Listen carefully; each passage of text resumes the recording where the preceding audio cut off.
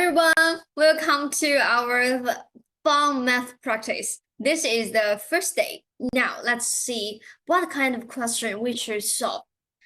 The first practice, Andy's pet is a giant panda Po, and Julie's pet is a cat Kitty.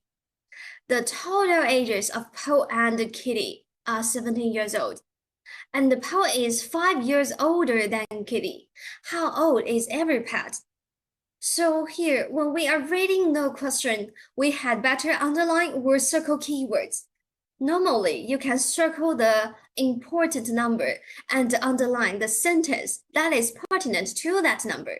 It's really easy for you to find the important values. Now, let's see. Here we know the sum. That is 17. Know the difference between these two paths. That is 5.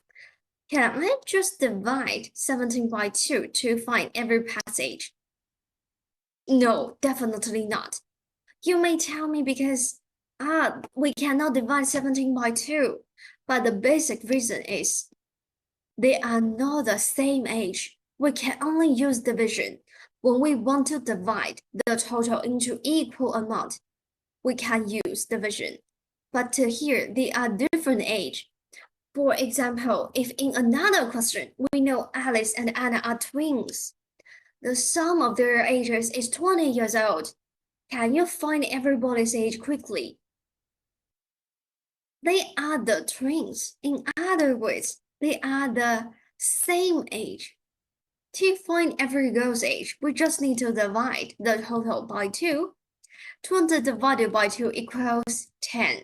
So we can solve this question quickly. Every girl should be 10 years old. But in this question, it's not that easy because they are not the same age. Here, today we will learn a method by using line segments to represent the relationship. The longer the line, the bigger the amount. And also we can represent every amount in the picture. Here are two lines. Let's see which line belongs to Kitty and which line belongs to Po. Great, the longer one belongs to Po and the shorter one belongs to Kitty. You can put their name before the line segment. And then we can represent the two amounts in the picture. We know the difference between them is 5 years old. So the longer part in Po's age should be 5. And the total of that is 17. So these two lines represent 17 at the same time altogether. Here, if they are the same amount, we can divide the total by 2. So first, let's find which parts are the same. In the diagram, you can see on the left of the dotted line, these are two same length. We can use the same shape to represent the same amount. These two red lines added by another 5 equals 17. So we just need to take away the extra 5. We can get the total of it. It should be 17 minus 5 equals, great, 12. The total of these two stars are 12. And then we want to find each amount. We just need to divide the total into two equal amounts. So that is 6. Put 6 over these two lines. You can see that really clearly. Who is 6? Kitty. And how about Po? Great. Po has two parts. One is 6 and the other part is 5. Add 5 and 6 together. What can we get? 11. Then don't forget to double check. When you add these two numbers together, can you get 11? 6 plus, can you get 17 as the total? Yes, it is. That means it's correct. Now you can put that in the conclusion. How is 11? And Kitty is 6. That's how we solve this question. Remember to double check. And let's make a quick summary. When we know the sum and the difference, if we want to find each amount, we can use line segments to help us. The longer the line, the bigger the amount. So after we draw out the diagram, calculate based on that. Finally, remember to double check if you have get it correct. Now let's go to the second question. Count how many squares are in the following shape. I believe everybody knows how to count something. And you know if a shape with 4 equal sides and 4 right angles, they are squares. Here are many squares, like this is a square. This is also a square.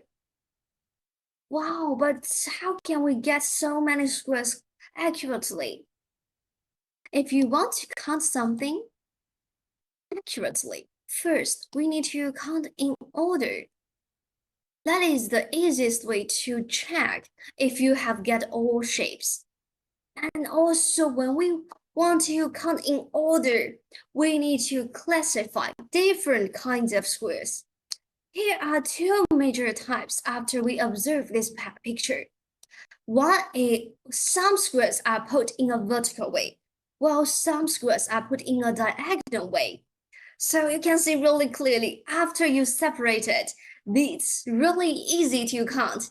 Here are two diagonal squares, and on the left side, how many vertical squares?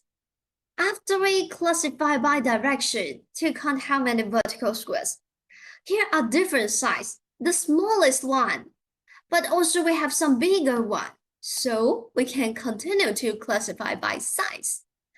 When we want to classify by size, first let's see the smallest square. Here are 1, 2, 3 in the first row, another row, 1, 2, 3, and the last row, another 3. To ensure we get all squares, you had better count from left to right or follow the same order to count. Also, you can do something even more quickly. Just count how many squares are in each row and how many rows are here. So 3 squares in each row, 3 rows. 3 times 3, here are 9 squares. And this kind of square, because it just has one square on each side, so we call this as 1 by 1 square. Are there any bigger size? Yeah, let's see. Great, I think you have found it. We also have bigger squares like this kind. 2 by 2 squares. Here are 2 squares on each row. So from left to right, in the first 2 rows, we have 2 by 2 squares.